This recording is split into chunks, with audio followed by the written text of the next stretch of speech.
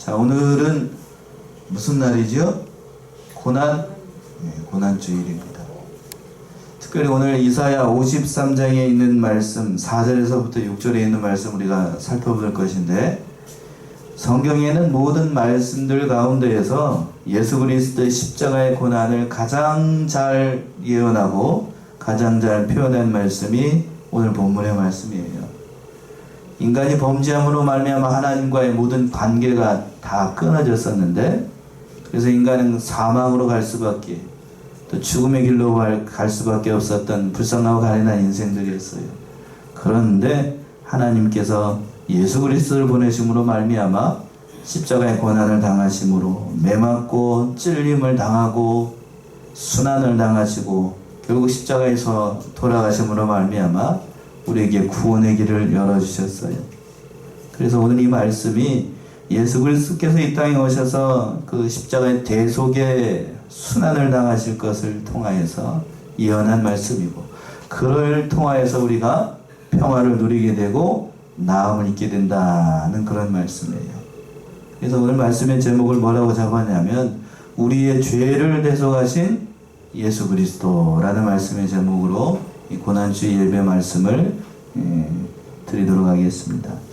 자, 우리의 뭐를 대속하셨다고요? 죄를 대속하신 예수 그리스도요. 죄. 그래서 이 예수 그리스도를 우리는 어떻게 생각을 하고 있는가? 지난 주에 이어서 오늘은 두 번째 시간을 살펴보겠는데, 예수 그리스도께서 십자가의 고난을 당하셨음에도 불구하고, 우리의 죄를 대속하셨음에도 불구하고 우리는 뭐라고 생각하는가? 첫 번째는 4절에 있는 것처럼 하나님께 징벌을 받아서 고난을 당한다 라고 생각을 하기가 쉽다는 거예요. 그 말씀이 4절에 있죠? 4절 한번 읽어보시겠어요? 그는 실로 우리의 질고를 지고 우리의 슬픔을 당하였거늘 우리는 생각하기를 그는 징벌을 받아서 하나님에게 맞으며 고난을 당한다 하였노라. 예. 그는 실로 우리의 질고를 지고 우리의 슬픔을 당하였거늘, 이렇게 시작을 하고 있는데, 실제로 예수님께서는 택한 백성들의 죄, 저와 여러분들의 죄를 대신 지시고 그 모든 질고를 져주시고 슬픔을 당해 주셨습니다. 여기서 질고와 슬픔이라고 하는 것은 인간이 죄로 말미암아 경험하게 된 모든 세상의 고통, 고난, 슬픔, 괴로움, 이 모든 것들을 다 통틀어서 하는 말이 이 말씀이에요. 이 말씀. 그러니까 그리스도는 본질상 하나님이시기 때문에 이런 죄하고는 관계가 전혀 없지요. 그럼에도 불구하고 이 땅에 오셔서 인성을 입고 오셔가지고 인간이 당할 수 있는, 곧 내가 당할 수 있는 모든 고난을 다 짊어지시고 매맞고 또 결국에는 십자가에서 돌아가심으로 말미암아 그 모든 일들 다 우리의 죄를 대속을 하신 거예요. 그러니까 마치 자기가 맡은 그러한 죄처럼, 자기가 짊어져야 할 그러한 짐처럼 그러한 죄짐을 짊어지신 것이 바로 우리 예수님이라고 하는 거예요. 그런데 우리는 어떻게 생각을 하는가? 4절 하반절에서 있는 것처럼 우리는 생각하기를 그는 뭐를 받아서? 징벌을 받아서 누구에게 맞는다고요? 하나님에게 맞으며 고난을 당한다 하였노라. 그런데 우리는 생각하기를 뭐라고 생각을 하기가 쉽냐면, 우리는 그걸 깨닫지 못해요. 깨닫지 못하고 예수 그리스도가 무슨 죄가 있으니까 하나님에게 매를 맞는 거겠지, 징벌을 받아가지고 하나님께 뭔가가 잘못한 게 있으니까 매를 맞겠지, 자기 죄값으로 십자가에 달려 돌아가신 거겠지 라고 생각을 합니다. 유대인들이 그렇게 생각을 했고, 우리들은 그렇게 생각하지 않는다고 할지라도 은연중에, 무의식 중에 예수님께서 당하신 그 고난에 대해서 우리는 간과하기가 쉬워요. 간과하기가 쉬워. 왜? 나하고는 상관이 없는 일처럼 느껴지거든요. 참으로 우리 인간이, 내 자신이 얼마나 하나님 앞에서 끔찍한 죄인인가를 깨닫지 못하는 사람일수록 십자가의 고난, 예수 그리스도의 고난의 가치를 우리가 잊어먹기가 참 쉬워요. 누구 때문에 예수님께서 고난을 당하시고 누구 때문에 십자가의 그 모진 고통을 당하셨는지를 망각하기가 참 쉽다는 거예요. 특별히 하나님께서 택해서 하나님의 백성으로 삼으신 이스라엘 백성들이 더더욱다나 그렇게 생각을 했던 거예요. 완고했습니다. 이 땅에 예수 그리스도를 보내셔가지고 자기 백성을 구원하려고 왔음에도 불구하고 그들은 예수님을 알아봤어요? 못 알아봤어요? 못 알아봤어요. 심지어는 예수님은 그들을 생각해 그랬어요. 지난주에 그랬죠. 자기들이 보기에 흠모할 만한 아름다운 것이 없다라고 생각을 했죠. 몇 절에서 그랬어요?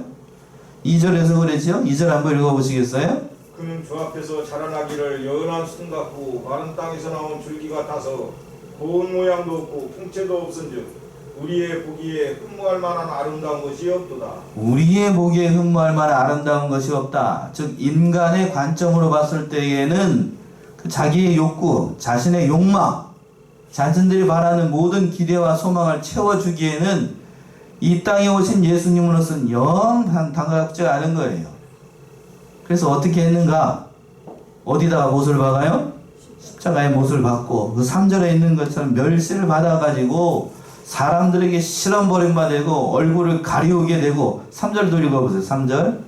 그는 멸시를 받아서 사람에게 실어버림바 되었으며 간구를 많이 겪었으며 질고를 아는 자라 마치 사람들에게 얼굴을 가리우고 보지 않음을 받는 자 같아서 멸시를 당하였고 우리도 그를 귀히 여기지 아니하였도다. 예, 우리도 그를 귀하게 여기지 아니하였다. 이 말씀이 참 고난주의를 제가 대할 때마다 가슴에 맺히는 말씀이 이 말씀이에요. 과연 여러분들은 예수 그리스도 얼마나 귀하게 여기는가? 여기서 우리더래라고 하는 것은 1차적으로 유대인들을 가리켜요. 유대인들이 예수님을 귀하게 여기지 않았습니다. 귀하게 여겼다라고 하면 그 십자가에 매달릴 리가 없지요. 예. 어떻게 귀하게 여기지 않았는가? 예수님께서 십자가의 고난을 당하시고 돌아가셨기 때문에 그들은 뭐라고 생각했냐면 십자가에 달려 죽은 자는 저주를 받은 자라라고 생각을 해가지고 십자가에 죽은 예수는 그리스도가 아니라고 생각을 했습니다. 신명기를 한번 가보세요. 신명기 21장 22절 23절.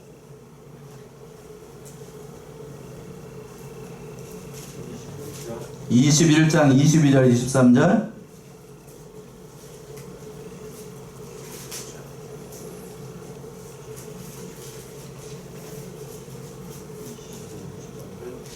(22절) (23면) 신명기. 사람이 만일 죽을 줄을 범함으로 네가 그를 죽여 나무에 달거든 그 시체를 나무에 밤새도록 두지 말고 당일에 장사하여 네 하나님 여호와께서 네게 기업으로 주시는 땅을 더럽히지 말라. 나무에 달린 자는 하나님께 저주를 받았음이니라. 예, 25절 하반절에서 그랬죠. 나무에 달린 자는 누구에게 저주를 받았어요? 하나님께 저주를 받았다. 이 말씀을 그대로 그들은 믿어가지고 예수님께서 십자가라고 하는 그 나무에 달려 돌아가셨으니까 누구에게 저주를 받았다? 하나님께 버림을 받아서 저주를 당한 것이다. 그 오늘 본문의 말씀 4절에 있는 것처럼 그들이 생각하기를 그는 징벌을 받아가지고 하나님께 받고 고난을 당한다. 이렇게 생각을 했던 거예요. 그래서 유대인 백성들은 예수 그리스도를 그리스도로 인정을 하지 않고 지금도 예수님 그리스도 인정을 하지 않습니다. 아직도 인정 안 하고 있지 않아요. 그러나 중요한 사실이 뭔가 그 예수님이 우리의 죄를 대속하기 위해서 이 땅에 오신 그리스도라고 하는 거예요. 그렇다면 예수님께서 그 모든 죄악의 짐을 짊어지고 돌아가신 이유가 뭔가? 그 말씀이 5절에 있는 것처럼 그것은 우리의 허물과 우리의 죄 때문에 돌아가신 거예요.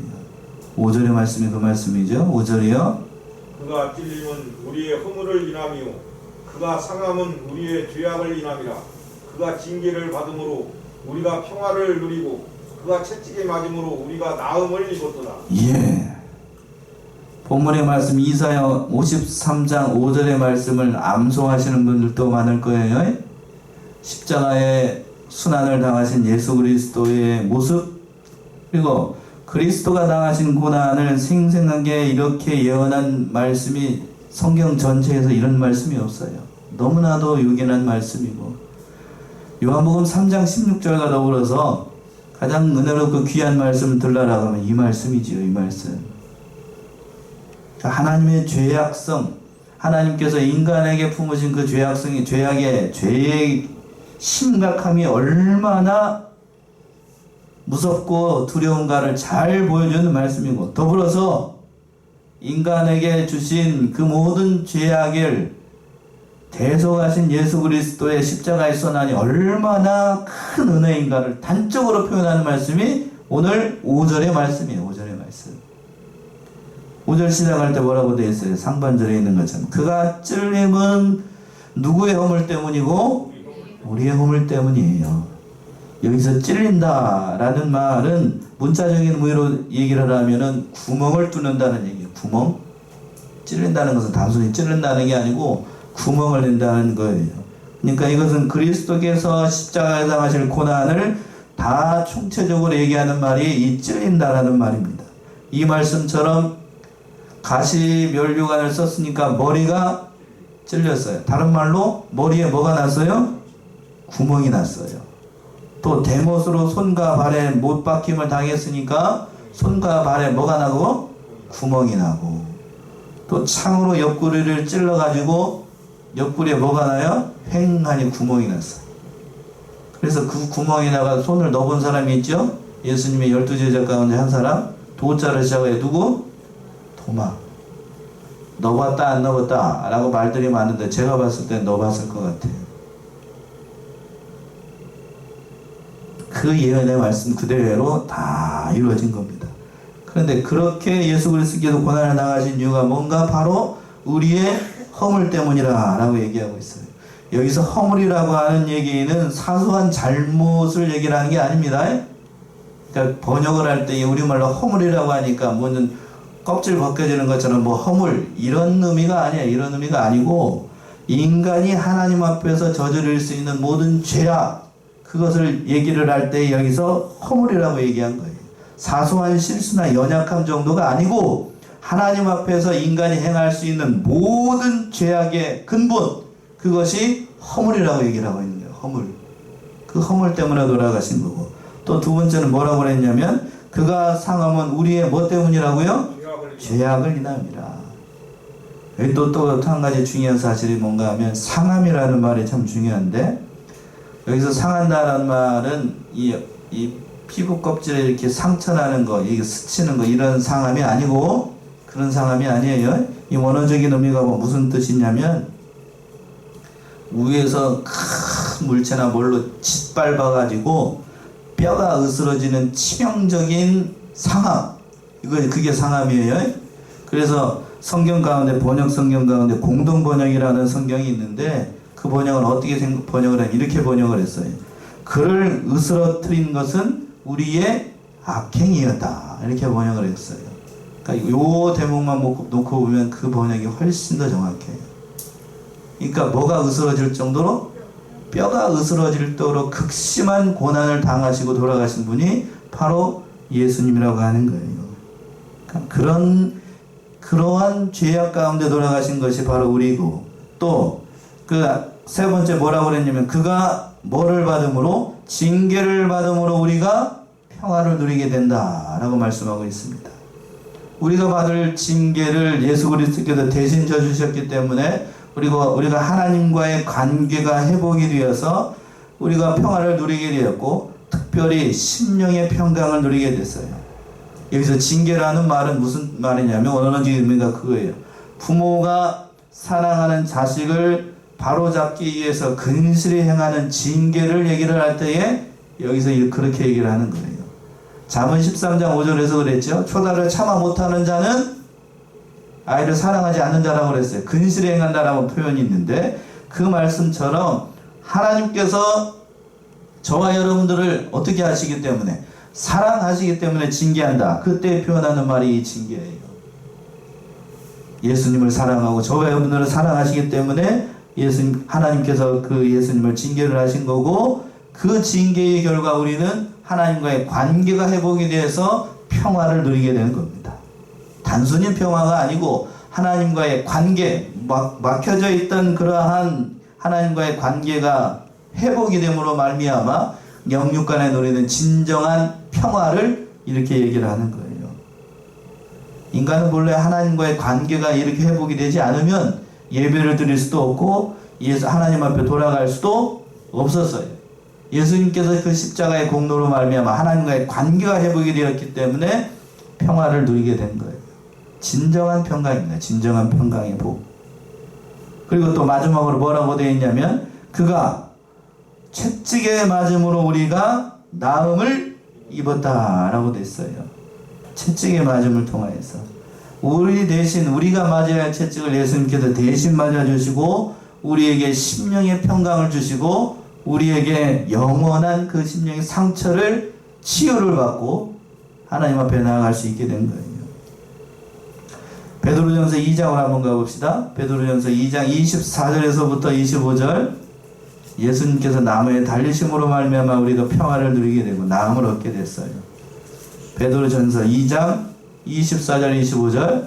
친히 나무에 달려 그 몸으로 우리 죄를 담당하셨으니 이는 우리로 죄에 대하여 죽고 의에 대하여 살게 하려 하심이라. 저가 채찍에 맞음으로 너희는 나음을 얻었나니 너희가 전에는 양과 같이 길을 잃었더니 이제는 너희 영혼의 목자와 감독 되신 이에게 돌아왔느니라. 예, 24절 하반절에서 그랬습니다. 저가 채찍에 맞음으로 너희는 뭐를 얻고 나음을 얻고 누구에게 돌아오게 됐냐면 하나님께 돌아오게 됐어요. 예수님이 맞으면 맞을수록 우리는 나음을 얻게 된 거예요. 못됐죠? 맞으면 맞을수록 우리는 하나님과 관계가 회복이 되고 맞으면 맞을수록 하나님과의 관계가 회복이 되고 영원한 평강과 영원한 나음을 얻게 된 거예요. 여기서 채찍에 맞았다는 말을 오늘 좀 살펴볼 건데 예수님이 당하셨던 십자가의 형벌을 당하시기 전에 그 십자가의 고난을 당하시기 전에 한 몇 년 전쯤에 패션 오브 크리스라는 영화에서 로마의 병정들이 채찍으로 때리지요. 그럴 때 그 채찍이 그냥 가죽으로 만든 채찍이던가요? 채찍에 뭔가가 달려있던가요? 뭔가가 달려있어요. 뭔가가 달려있어. 그냥 왜 이렇게 가죽줄로 이렇게 짐승들 때릴 때 쓰는 그러한 가죽 채찍이 아니고 한 줄로 된 게 아니라 거기에서는 그때 당시 로마의 징벌을 하기 위해서 벌을 하기 위해서 채찍으로 할 때엔 보통 3가닥이나 5가닥으로 나무 가죽 채찍을 만들었대요. 그리고 그 끝에다가 동물의 뼈나 나비나 못을 달아놨다고 합니다. 그러니까 이처럼 저 손가락처럼 채찍이 이렇게 생겼어요. 이렇게 가죽줄이 되어 있어가지고 끝에는 못이 달려 있고 납덩어리가 달려 있으니까 한번 해보셔요. 만들어가지고 한번 앞에 있는 사람 등짝이나 어디다가 탁 때리면 이 가죽으로 되어 있으니까 몸을 한 바퀴 슉 휘감아요. 휘감아. 그러고 난 다음에 휘감는 그거를 뒤에 있는 사람이 확 잡아당기면 박혔던 못이 사람 몸에 박혀져. 박혔던 목이 딱 떨어져 나가니까 못이 빠지면서 그 살점이 어떻게 될까요? 싹 떨어져 나가요. 싹 떨어져 나가. 저는 이거 어렸을 때 한번 해본 기억이 있어요. 가죽에다 물 달아가지고 그때는 저희 집에서 무를 키웠어요. 가을철 되면 무를 뽑잖아요. 다른 건 할 데가 없으니까 무에다가 가죽을 슉 던져가지고 딱 하면 이게 휙 하고 무를 이렇게 감아요. 해보셨어요?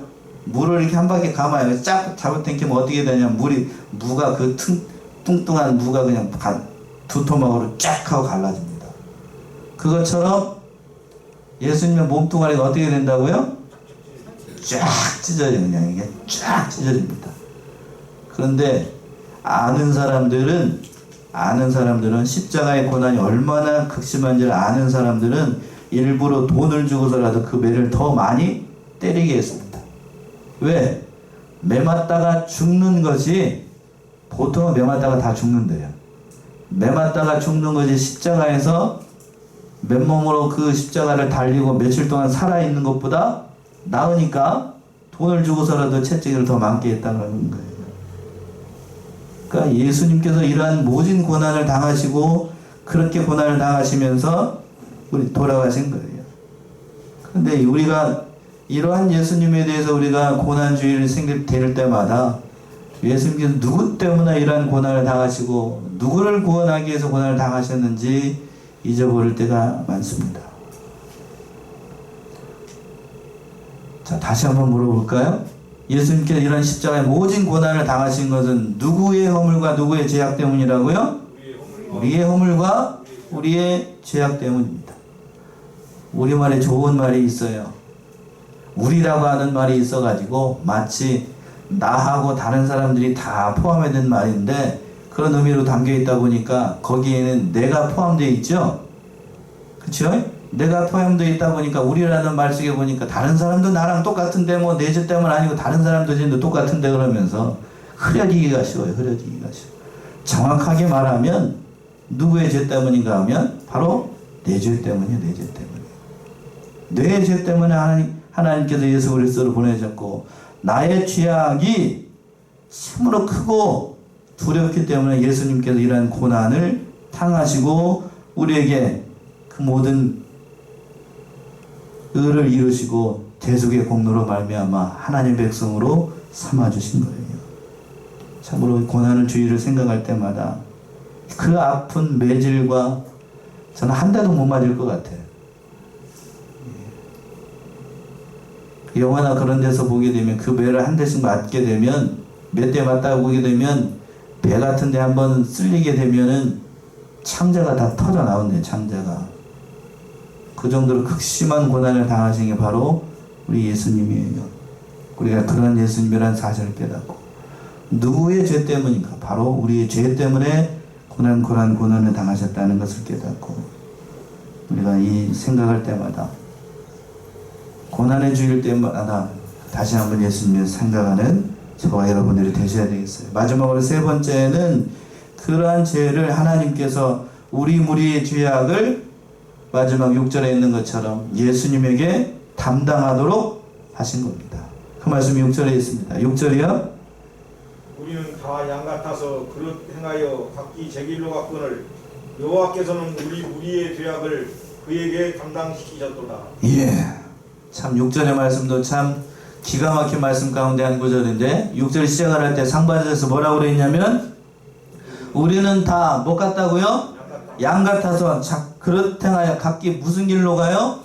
제 길로 갑니다. 이것은 죄 아래에 있는 우리 인간의 실상을 적나라하게 표현하는 말씀이에요. 우리는 다 뭐 같다라고 되어 있어요? 첫 번째 양 같습니다. 양 같다라고 하는 얘기는 구원을 받을 수 있는 다른 방법이 존재하지 않는다라는 말씀이 포함되어 있는 겁니다.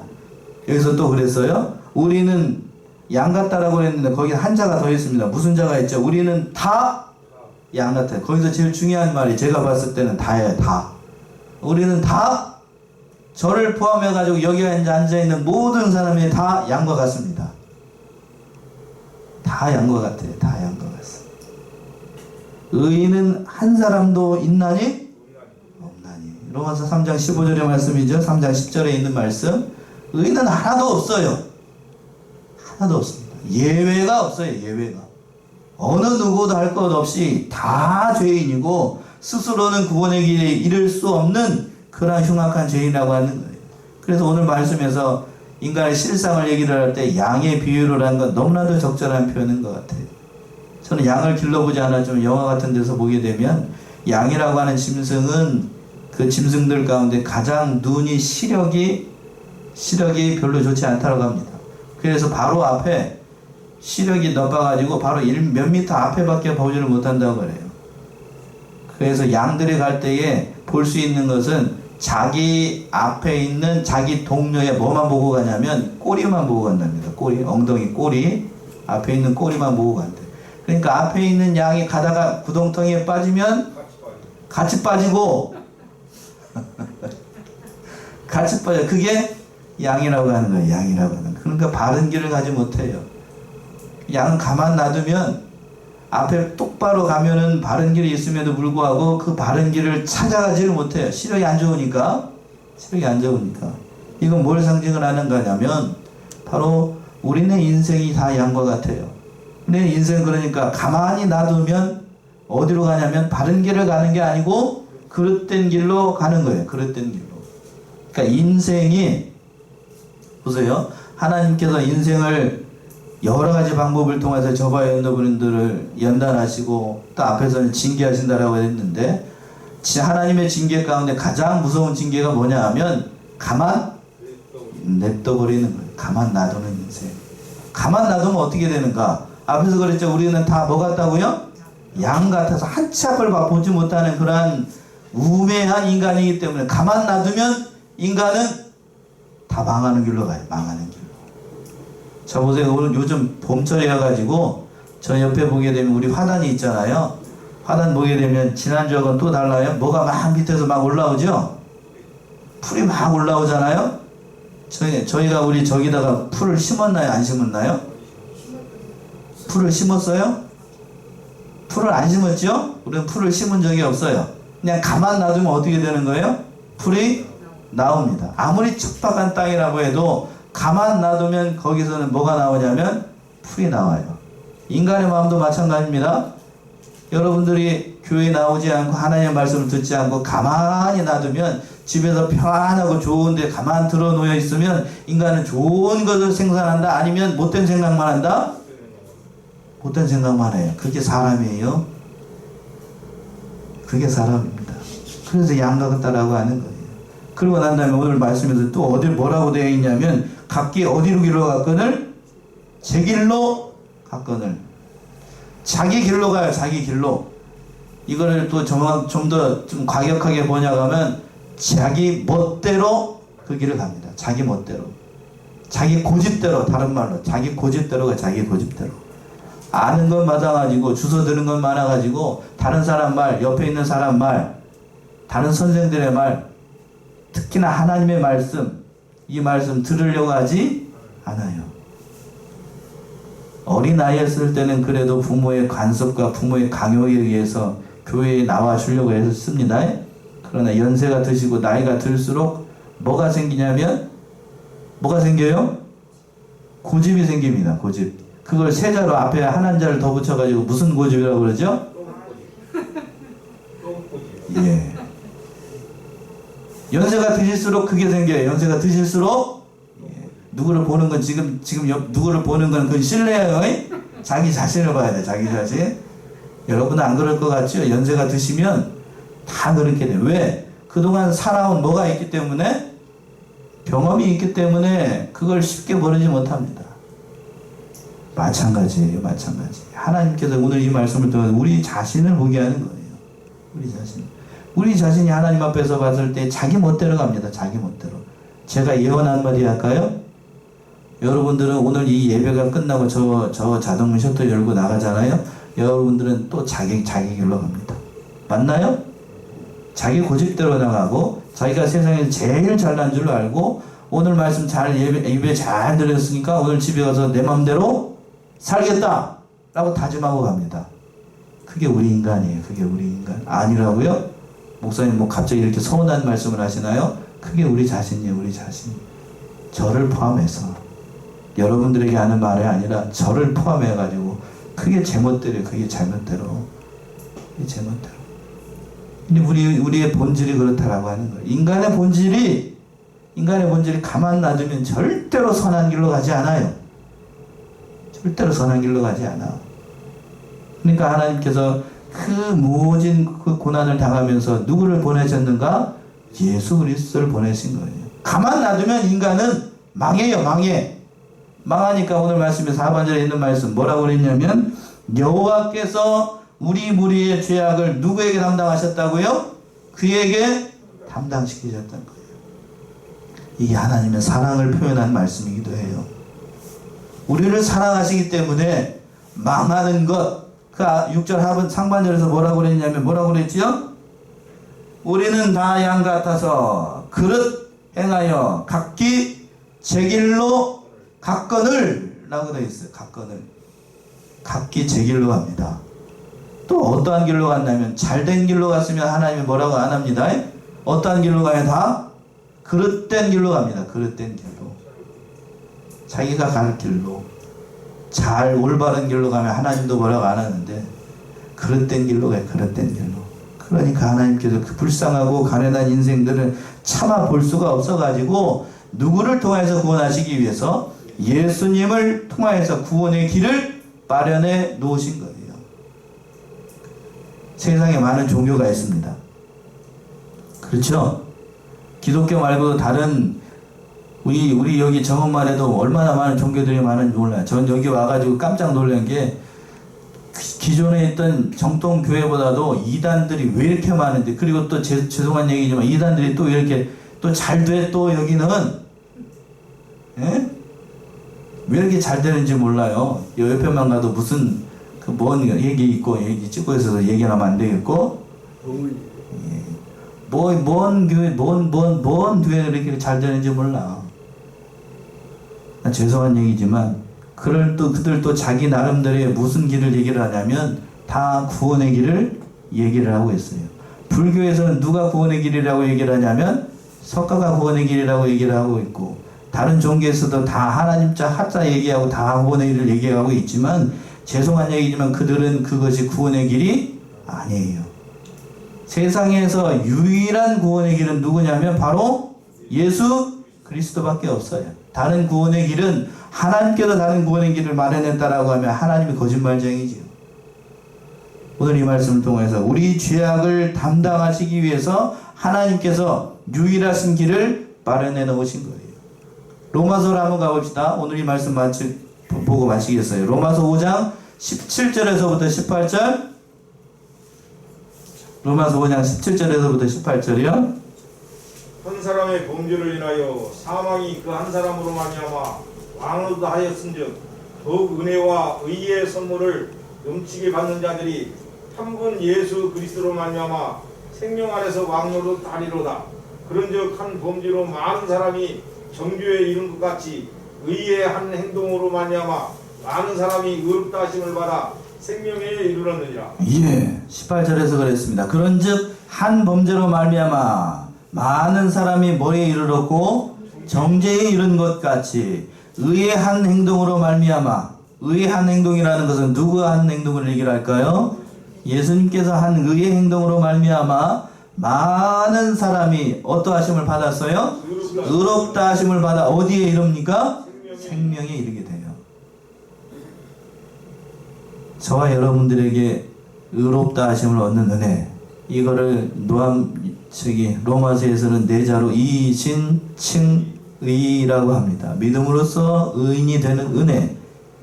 하나님께서 바로 예수 그리스도에게 모든 죄를 전가하심으로 말미암아, 담당하심으로 말미암아, 본문의 말씀처럼 그 모든 죄를 예수님께서 담당하시고 죽으심으로 말미암아 우리는 완전한 하나님의 의의를 얻게 된 거예요. 그래서 저와 여러분들 예수 그리스도를 믿게 되면 우리 안에 뭐가 없냐면, 뭐가 없을까요? 예수님께서 죄를 다 담당을 하셨기 때문에 우리에게는 죄가 있을까요? 없을까요? 없어요. 예, 없어요 하는 한 사람만 없어요. 한 사람만 없죠. 자, 이게 죄라고 됐어요. 이 말씀을 표현할 때 전에 있던 목사님이 그렇게 얘기를 하시더군요. 이게 죄가 있어요. 이게 인간의 죄라고 하면 본래 나에게 있던 죄가 이렇게 있어요. 이 죄를 누구에게 전가를 했냐면 예수님에게 모든 죄를 딱 전가를 했어요. 전가를 하시고 전가를 하고 예수님께서 십자가에서 돌아가셨으니까, 죽으셨으니까 나에게는 죄가 있어요? 없어요? 없어요. 이게 전가의 의라고 얘기하는 거예요. 전가의 의. 예수를 믿는 자들은 그러니까 누구든지 다 구원을 받을 수 있다는 얘기입니다. 이제는 죄가 없어요. 죄가 없어요. 오늘 이 말씀, 우리의 죄를 대속하신 누구요? 예수 그리스도.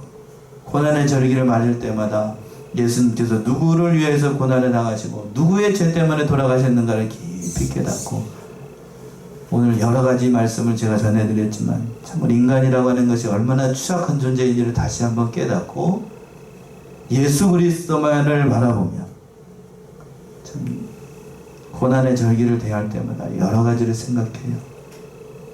그럴 때일수록 우리를 둘러싸고 있는 많은 어려움들 가운데서도 우리를 구원하기 위해서 돌아가신 예수님 바라보며 오늘 하루 믿음으로 승리해 나가는 저와 여러분들이 다 되셔야 되겠습니다. 기도하겠습니다.